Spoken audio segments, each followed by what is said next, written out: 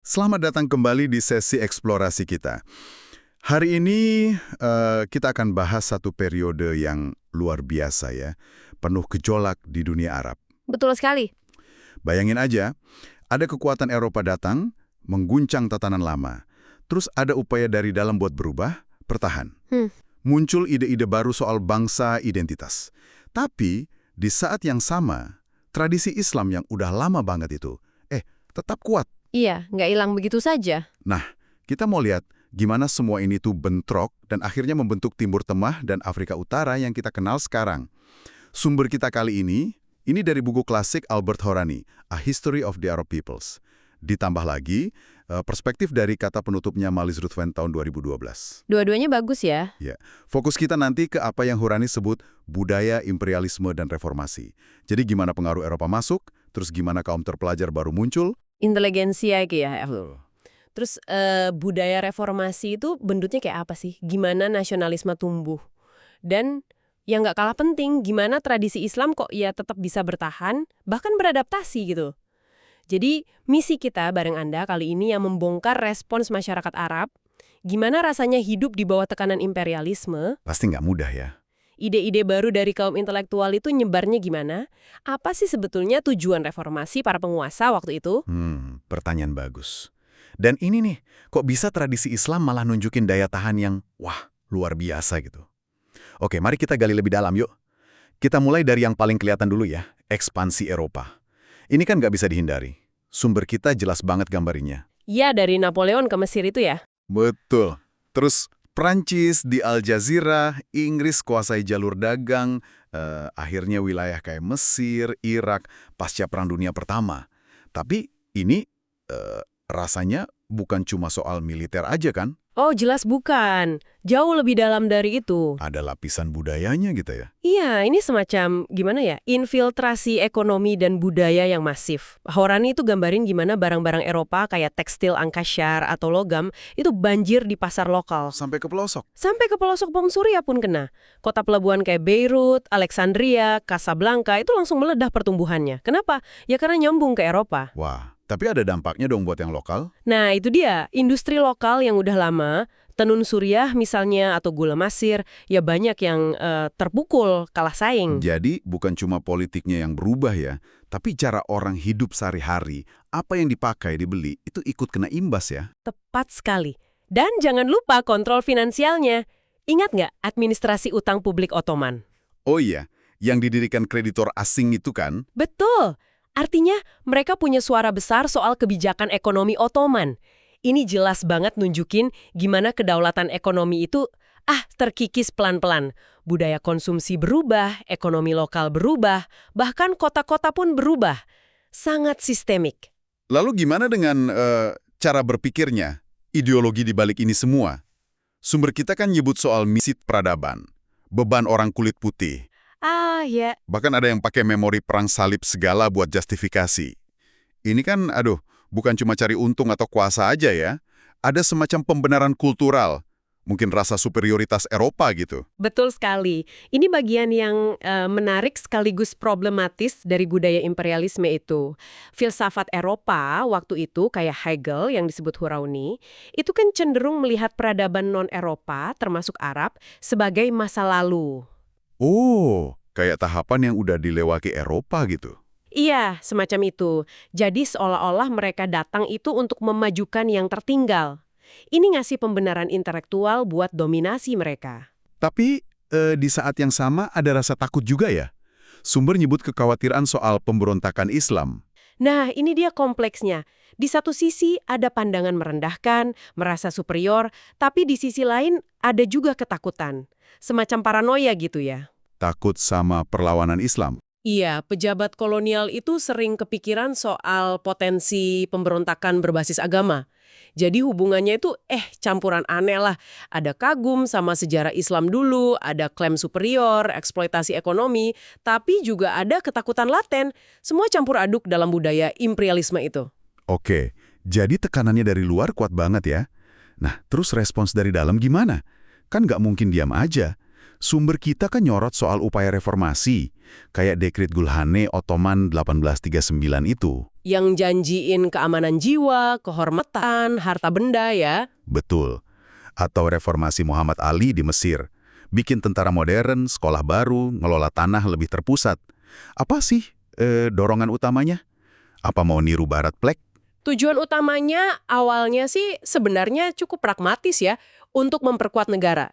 Biar bisa bertahan atau paling nggak, yang nggak makin ketinggalan lah dari Eropa. Jadi fokusnya bukan demokrasi dulu ya? Bukan. Lebih ke efisiensi militer sama administrasi. Muhammad Ali itu prioritasnya ya tentara kuat, birokrasi yang bisa diandalkan buat narik pajak, ngelola sumber daya. Itu dulu. Tapi reformasi ini pasti ada efek sampingnya kan? Nggak mungkin cuma soal tentara sama birokrasi aja. Justru itu, ini penting. Secara nggak sengaja, reformasi ini malah melahirkan kelas elit baru. Oh ya? Iya, yang terdidik secara modern. Lulusan sekolah-sekolah baru itu termasuk sekolah misionaris kadang. Mereka ini yang nyerap ide-ide Eropa. Tapi, ada tapinya kayaknya nih. Iya, tapinya elit baru ini juga seringkali manfaatin posisi mereka buat ya memperkaya diri. Hurani nyebut gimana keluarga penguasa di Mesir atau Tunisia itu bisa kuasai tanah luas banget hasil reformasi agraria. Jadi ya pedang bermata dua lah. Ada modernisasi tapi seringkali bareng sama konsolidasi kuasa dan kekayaan di tangan sedikit orang. Menarik. Nah, dari elit terdidik baru inilah muncul yang namanya kaum intelektual atau intelijensia ya. Betul. Mereka yang lulus sekolah baru, belajar bahasa Eropa, baca koran baru, terus mulai nulis gaya baru. Novel, cerpen, drama. Ada nama kayak Khalil Mutron, Hafiz Ibrahim di Mesir. Gimana peran mereka ini? Apa cuma jadi corong barat aja? Wah, jauh lebih kompleks dari itu. Mereka ini kayak jembatan, tapi juga agen perubahan yang aktif. Banyak sih yang kerja di pemerintahan baru atau jadi perantara antara penguasa kolonial sama masyarakat. Tapi ada yang lebih penting. Iya, yang lebih krusial itu, mereka inilah yang mulai bergulat secara intelektual. Mikirin soal identitas, modernitas, masa depan masyarakat mereka.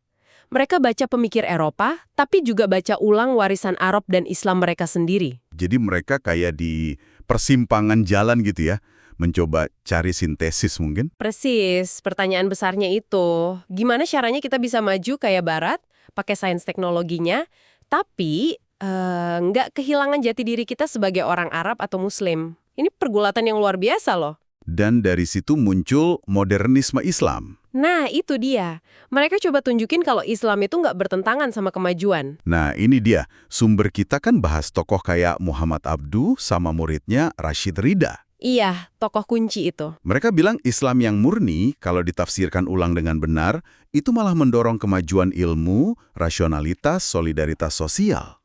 Ini kayak upaya rekonsiliasi iman sama akal modern ya. Tapi, gimana ceritanya dari pemikiran agama ini bisa nyambung ke nasionalisme? Kayak agak jauh gitu. Sambungannya justru cukup erat kalau kita lihat gambaran besarnya. Pertama, modernisme Islam ini kayak ngasih izin intelektual dan teologis buat banyak orang terpelajar untuk nerima ide modern Barat tanpa merasa berdosa. Oke, jadi nggak merasa mengkhianati warisan gitu ya? Betul, itu penting banget. Kedua, penekanan para modernis ini kan pada tafsir rasional, nolak taklid buta. Nah, ini secara nggak langsung dorong pemikiran kritis terhadap tatanan yang ada, termasuk kekuasaan Ottoman yang waktu itu dianggap udah mulai, gimana ya, kaku oleh sebagian orang. Oke, jadi ada semacam pembebasan intelektual, terus hubungannya dengan bangsa. Nah, di sini loyalitas mulai geser. Kalau tadinya loyalitas utama itu mungkin ke sultan sebagai khalifah atau ke komunitas muslim global ummah, modernisme Islam ini dalam perkembangannya ikut bangkitin kesadaran identitas kolektif yang lebih spesifik. Misalnya? Misalnya dengan mengagungkan lagi masa awal Islam, waktu peradaban Arab jaya-jayanya. Ini bangkitin kebanggaan sebagai orang Arab. Dari sini muncul konsep tanah air, watan. Tanah air Mesir, Suriah, terus gagasan pan-Arabisme. Dan ini makin kuat karena penjajahan ya? Tepat. Nasionalisme ini makin mengkristal karena pengalaman pahit di bawah kuasa kolonial atau mandat Eropa pasca Perang Dunia I. Lahirlah partai nasionalis kayak WAFD di Mesir, Neo-Destur di Tunisia. Jadi ada benang merahnya, walau berkelok, dari reformasi pemikiran Islam ke nasionalisme modern. Wow, ternyata nyambung juga ya. Oke, kita udah lihat arus imperialisme, upaya reformasi, munculnya intelektual, lahirnya nasionalisme. Pertanyaan gedenya nih, di tengah semua guncangan ini, gimana nasib tradisi Islam itu sendiri? Apa jadi tersingkir? Dianggap kuno? Hilang? Sama sekali tidak. Ini salah satu poin paling kuat dari Hourani dan disinggung Ruth Venn juga. Kontinuitas tradisi Islam itu luar biasa kuat, meskipun bentuk dan perannya mungkin beradaptasi. Contohnya gimana? Paling jelas di hukum. Banyak negara memang adopsi hukum sekuler gaya Eropa buat urusan pidana atau dagang, tapi hukum keluarga, nikah, cerai, waris, hal-hal yang paling personal, itu sebagian besar tetap pakai syariah. Ini nunjukin akarnya dalam banget di kehidupan sosial. Terus figur-figur agama tradisional kayak ulama atau praktik keagamaan di masyarakat. Peran ulama memang geser sedikit. Ada pendidikan sekuler, profesi modern, jadi otoritas mereka di beberapa bidang mungkin berkurang. Tapi mereka tetap figur sentral di komunitas. Penafsir agama, pemimpin ibadah, penjaga moral. Nggak hilang, tapi adaptasi. Institusi lain, tarekat sufi misalnya. Sama, tarekat sufi itu terus bertahan. Malah kayak tarekat Sanusia di Libya yang disebut sumber, itu jadi tulang punggung perlawanan lawan Italia. Ini contoh gimana institusi agama tradisional bisa ambil peran politik di era modern. Jadi bukan cuma bertahan pasif ya, tapi bisa juga aktif melawan. Betul. Dan jangan lupa praktek keagamaan populer. Di tengah kota-kota baru yang makin modern, tradisi kayak ziarah ke makam wali itu tetap rame. Kenapa? Ya karena ini ngasih rasa kontinuitas, ikatan komunal, pegangan spiritual buat orang yang mungkin merasa tercabut oleh perubahan. Kayak jangkar gitu. Dan di samping tradisi yang bertahan ini, muncul juga gerakan Islam yang lebih modern dan politis kan? Tepat sekali. Gerakan revivalis atau Islamis modern kayak Ikhwanul Muslimin di Mesir itu muncul justru sebagai respons terhadap tantangan modernitas dan kolonialisme. Mereka nawarin alternatif gitu ya? Iya, visi alternatif tatanan sosial politik berbasis interpretasi modern ajaran Islam sebagai jawaban atas kegagalan ideologi Barat menurut mereka dan juga kelemahan sebagian tradisi Islam yang ada. Jadi Islam itu bukan cuma bertahan, tapi terus berevolusi, melahirkan tafsir dan gerakan baru. Malisi Ruth Venn, di kata penutupnya, nambahin lapisan lagi nih. Dia bilang, konsep lama kayak asabiyah, Ibn Khaldun soal solidaritas kelompok, seringnya basis keluarga atau suku, itu ternyata masih relevan. Oh iya, gimana maksudnya? Kata Ruth Venn, elit penguasa pasca kolonial itu sering manfaatin ikatan asabiyah ini buat mempertahankan kekuasaan. Ini nunjukin betapa kuatnya struktur sosial tradisional tertentu, bahkan bisa bertahan meski sistem politik formalnya udah berubah dari kolonial ke merdeka. Poin Ruth Venn ini menggarisbawahi kalau perubahan itu nggak pernah lurus atau menghapus total masa lalu. Apa yang kita lihat dari sumber ini tuh lukisan yang kompleks banget dan dinamis. Ada adopsi budaya barat, kadang terpaksa, ada upaya reformasi dari dalam, ada berhasilnya, ada gagalnya. Muncul ide-ide baru juga. Betul, ledakan ide baru dari intelektual lahirin nasionalisme macam-macam.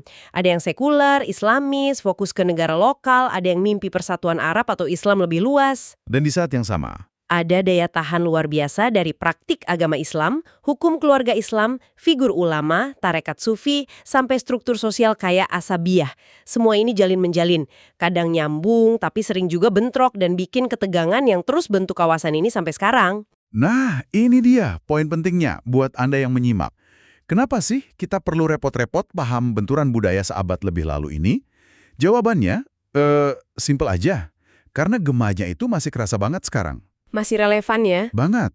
Dinamika kontemporer di Timur Tengah dan Afrika Utara, ketegangan modernis versus tradisionalis, sekuler versus Islamis, negara bangsa versus identitas pan-Arab Islam, warisan curiga sama intervensi asing, semua akarnya bisa dilacak ke periode ini.